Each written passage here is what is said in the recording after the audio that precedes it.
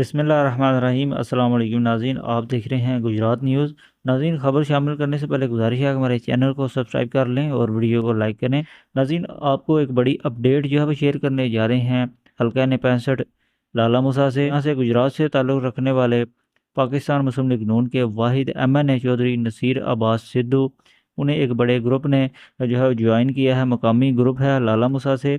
समाजी शख्सियत है मिर्ज़ा मोहम्मद अकरम, जिन्होंने जो है वो PTI को खैरबाद कह दिया है और चौधरी नसीर अब्बास सिद्धू की सरबराही में उन्होंने मुस्लिम लीग नून को ज्वाइन किया है। एक बड़ा इकट्ठ किया गया जिसमें तमाम संग दड़े समेत उन्होंने मुस्लिम लीग नून को ज्वाइन किया है। चौधरी नसीर अब्बास सिद्धू की हिमायत का ऐलान किया गया है। ये एक बड़ी जो है वो कामयाबी हासिल हुई है मकामी सतह पर मुस्लिम लीग नून को लाला मूसा में। ये नाज़रीन अब तक की एक मुख्तसर सी अपडेट जो हमने आपके साथ शेयर की है। अगली वीडियो तक के लिए दीजिए इजाज़त। अल्लाह हाफिज़।